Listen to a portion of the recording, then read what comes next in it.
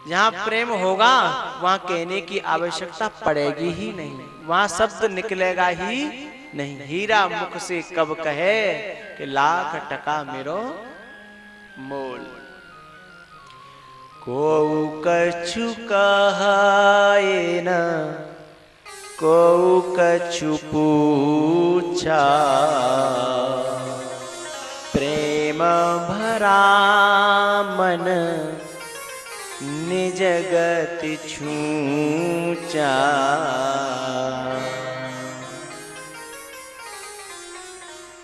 जब बहुत देर देखते देखते हो गई तब कन्हैया ने कहा, अरे काकी यहाँ दुनिया बाहर देखेगी, मैं भीतर तो ले चल, वहां खूब दर्शन कर लियो। अब विदुरानी को भान हो तब तो कि हम बाहर है के भीतर हैं, सुधी नहीं है देह की।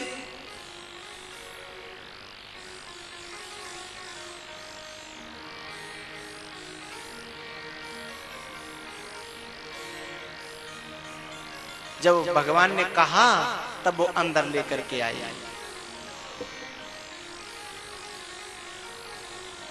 राम भरोस राम प्रसाद, नाम प्रसाद सोच नहीं सपने।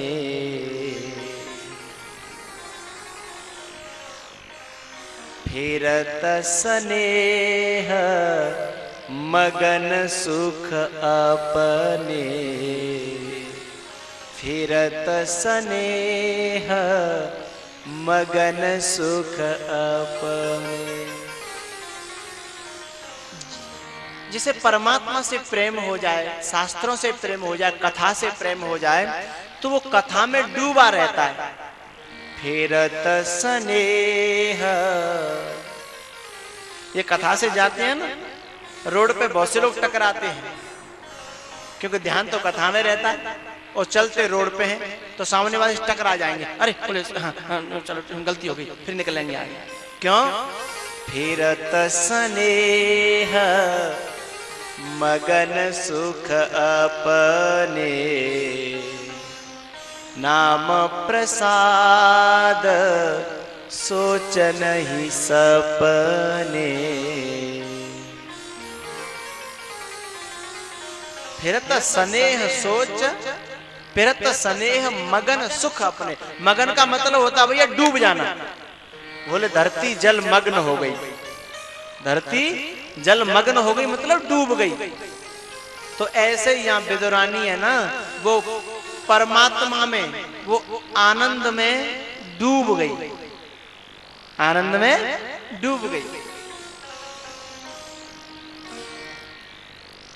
कन्हैया ने कहा कि अंदर आंगन में तो आ गए, लेकिन खड़े खड़े रहेंगे कि कोई बैठने के लिए भी कोई सुविधा की जाएगी क्या, कि ऐसे खड़े रहें? तब भान हुआ शरीर का, देह का, अरे हाँ मैं कुछ लाई नहीं, खड़ी हूं। तो बोले ठहरो ठहरो, मैं अभी आई। अंदर गई सुलभा और पीढ़ा लेके आई,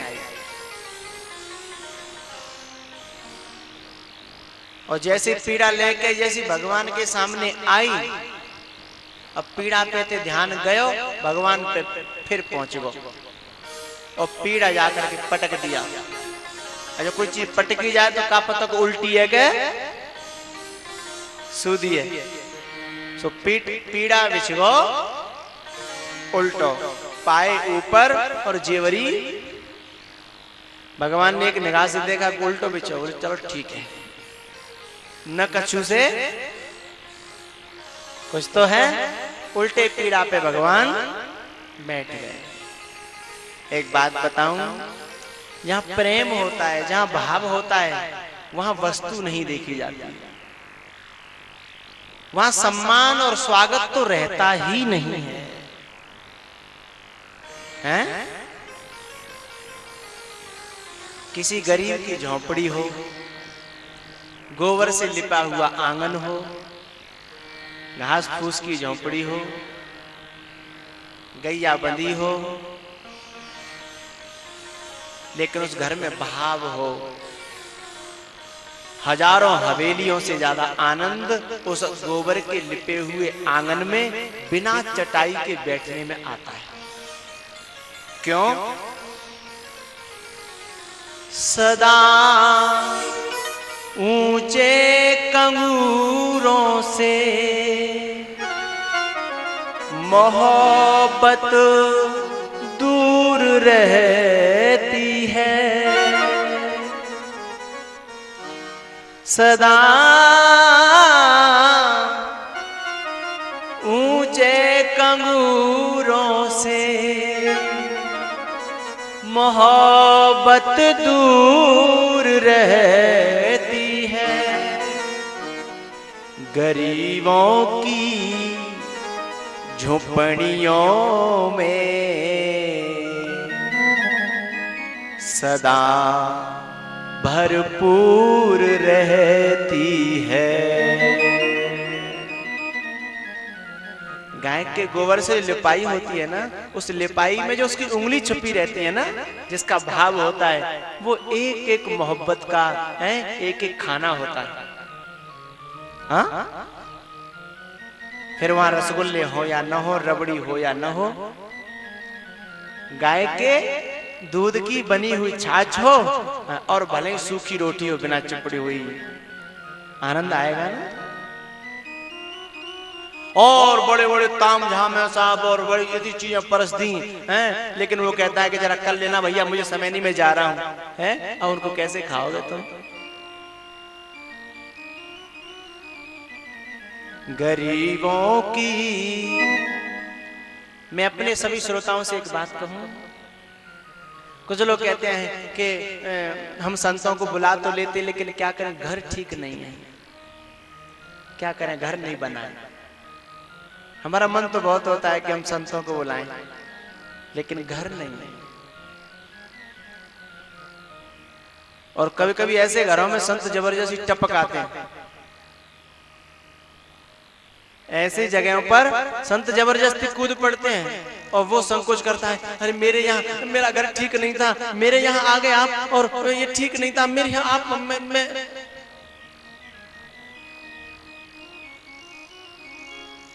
ऐसा कभी कभी होता है। लेकिन क्यों होता है? जिनके घर बड़े हैं उनके पेट भी लगभग बड़े हो जाते हैं। जिनके घर और पेट बड़े हो जाते हैं ना, उनके दिल बहुत बड़े हो जाते हैं क्या? छोटे हो जाते हैं। लेकिन जिनके घर छोटे होते हैं उनके दिल बहुत बड़े होते हैं, बहुत बड़े।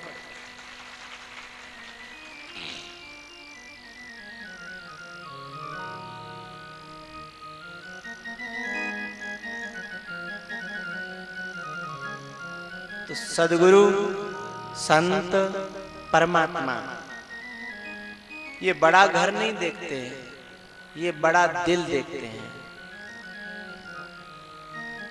ये बड़ा वैभव नहीं देखते, ये बढ़ा हुआ भाव देखते हैं। बड़ी हुई संपत्ति नहीं देखते, बड़ी हुई सन्मति देखते हैं, सन्मति।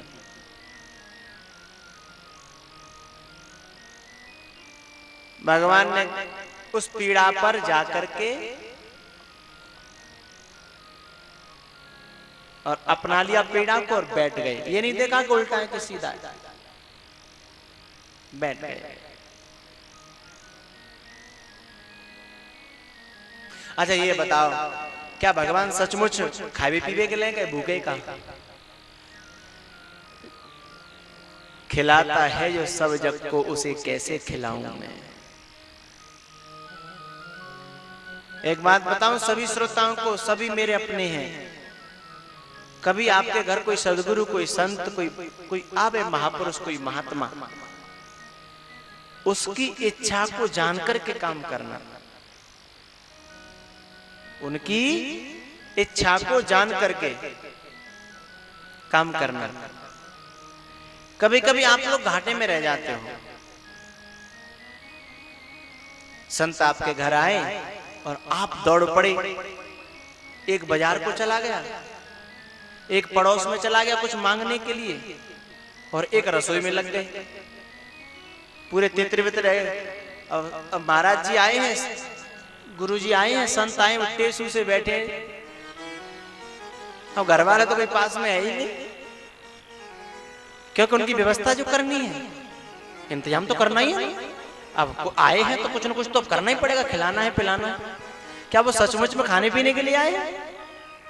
और उनके पास समय था पौना घंटा आधा घंटा का, इतनी देर में बटोर पाए आए। उसके बाद गुरु जी बोले अब हम चलते हैं। बोले अरे हमने तो ये किया था वो किया था, वो धर्रा को तुमने उनके मन से तो किया नहीं। वो आए थे, उनकी भावना जानो, खाने पीने के लिए नहीं आए। क्यों? साधु भूखो भाव को, साधु भूखो भाव को, अर्थ को भूखो ना।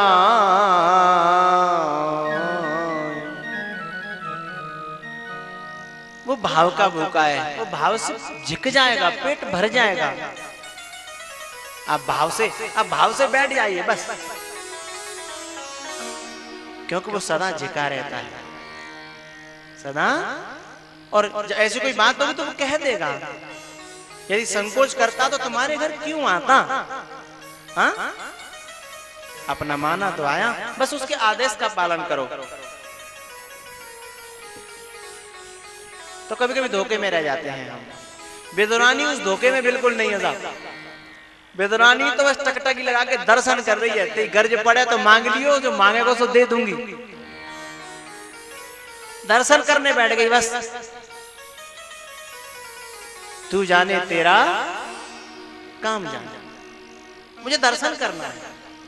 दर्शन में लग गई, पीड़ा पे बैठ गए। उसके बाद फिर बोले अरे काकी तू तो बहुत बुरी है। बोले कहा?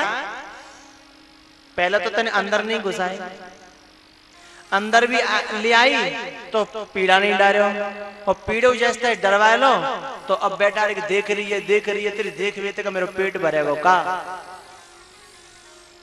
अरे कछू, तब बेदुरानी को होश आया। एक बात मत भूलिया ना, ये वो मांग रहा है खाने के लिए जो दुर्योधन के यहाँ रसमलाई, रसगुल्ला, सोन पापड़ी, यानी जितने प्रकार के भोजन होते हैं उन सब को छोड़ करके आया है। वो मांग रहा है। तो मांगने का उद्देश्य क्या है?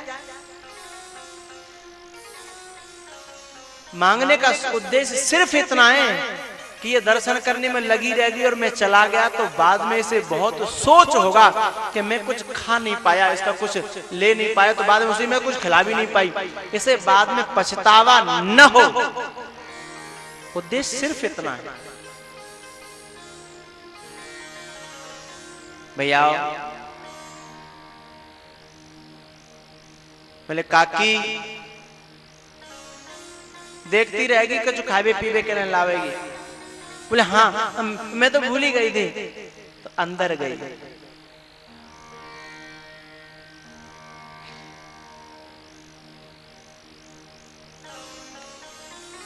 मैया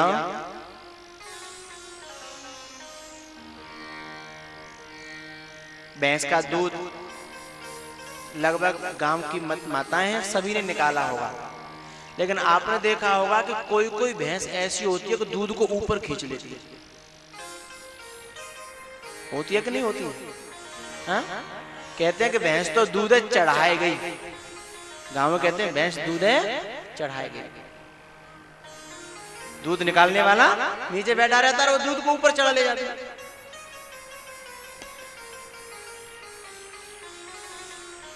ऐसा कब होता है? जब तक उसका बछड़ा, उसका बच्चा उसके नीचे नहीं आ जाता है।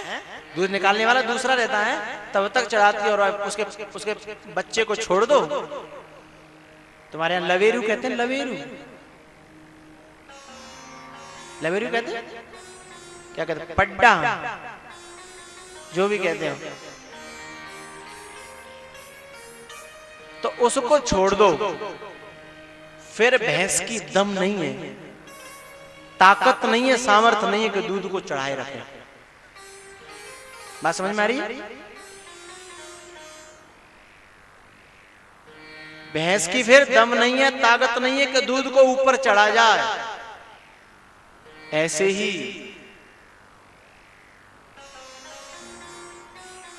जब तक वो बुद्धि का प्रयोग कर रही है, जब तक बछड़ा सामने नहीं है, ऐसे ही तुम्हारा भाव जब तक संत के सामने प्रकट नहीं होगा, तब तक हो सकता है कि संत अपनी बुद्धि का प्रयोग कर ले, लेकिन तुम्हारा भाव प्रकट हो गया ना, तो फिर वो रोक नहीं पाएगा अपने भी दूध को उतरने से, उसका भी भाव झलक पड़ेगा अपने आप। भगवान ने जब कहा कि कुछ नाश्ता पानी, अंदर गई सो केला रखे थे, क्या केला रखे थे सो उठा लाई, अब लेके आई, पास में रख लिए, लेकिन ध्यान फिर चला गया।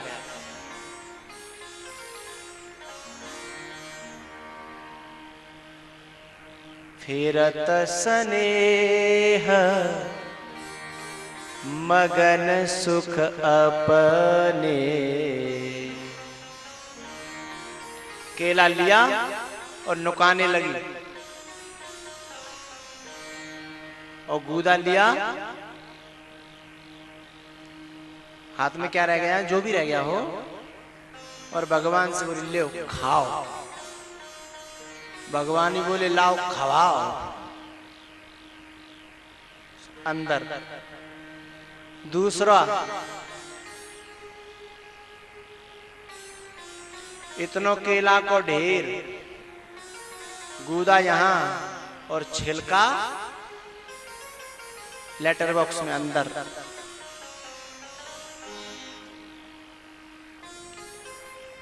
फिर भगवान को देखने लगी टकटकी लगा करके। पीछे से काका आए गए, उन्होंने देखा कि दोनों एक दूसरे में डूब गए हैं, मगन सुख अपने। भक्त भगवान में डूब गया है और भगवान भक्त में डूब गया है। पीछे से विदुर जी आए और उन्होंने दोनों को देखा कि ये तो सब लगता है कि मूर्ति बन गई। दोनों के बीच में हाथ डाला, कोई नहीं जगा। तब विदुरानी को झकोर करके कहा, ओ पागल। बोले हाँ। बोले देख तेरी हालत क्या है, तू पूरी गीली है, गीली और बैठी है। तब उसको शरीर का होश आया। भैया भक्त और भगवान के बीच में कोई भी आया तो आपका ध्यान भंग हो जाएगा, और भक्त और भगवान दो हो सिर्फ तो एक दूसरे में डूब जाओगे, फिर तुम्हें शरीर का भान भी नहीं रहेगा। और शरीर का भान हट जाए बस वही तो सच्ची साधना है। देह से ऊपर उठना ही तो विदेहता है। भैया विदुरानी तो अंदर चली गई और काका ने देखा कि गूदा को ढेर पड़े, यहाँ ढेर तो छिलके का होना चाहिए था। आसपास इधर उधर देखा, बोले छिलका तो कहीं दिखता नहीं है। काका ने पूछा कनुआ? बोले हाँ। बोले छिलका कहाँ गया? बोले जहां पे काकी ने मनी ऑर्डर कर दिया है। काका समझ गए गड़बड़ हो गया। बोले मैं पहले कह रहा था कि वो पागल है, बावड़ सिल्ली है, वो कुछ न कुछ गड़बड़ जरूर करेगी। पहले ही मैं कह रहा था। कोई बात नहीं है केशव, क्षमा करना, वो ऐसी है, उसकी बुद्धि ज्यादा काम नहीं करती है। भगवान ने कहा जिनकी बुद्धि काम नहीं करती है वही तो मुझे प्यारे होते हैं, बुद्धिमानों से ही तो परेशान हूं मैं। हैं?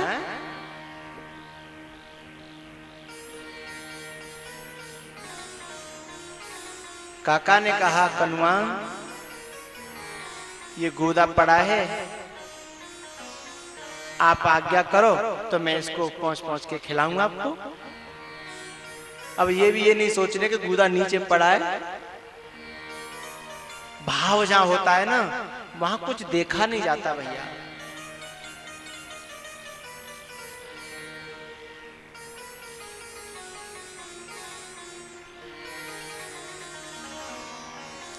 गूदा लिया विदुर जी ने और भगवान को खिलाने लगे। अब विदुर जी सोचने लगे कि स्वाद आया रहा होगा भगवान को, क्योंकि पहले तो केला से मुंह खराब हो गया होगा, तो छिलका से कहां छिलका और कहां गूदा। तो विदुर जी ने पूछा, कनुआ कैसा लग रहा है मेरा प्रसाद? बोले बहुत अच्छा लग रहा है, बहुत स्वाद आ रहा है, पर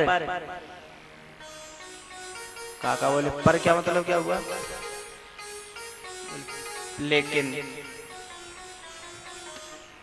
लेकिन क्या है? लेकिन बताऊं तो बुरा मत मानना काका। स्वाद छिलकों में था तेरे गूदे में ना, स्वाद छिलकों में था तेरे गूदे में ना। मैं तो भी दो रानी के छिलके तक खा गया, मैं तो भी दो रानी के छिलके तक खा गया।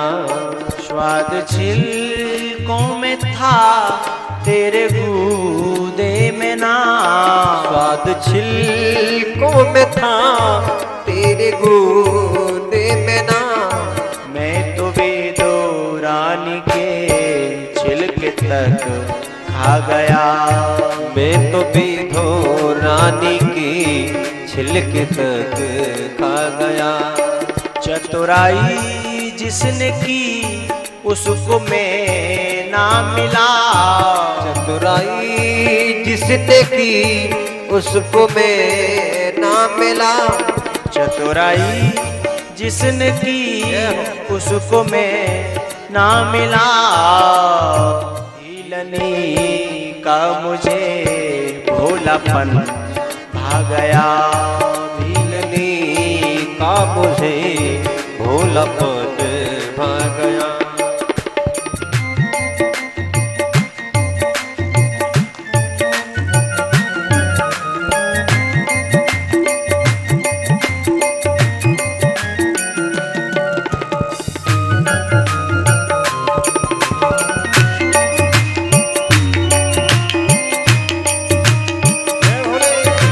ऊपर हाथ,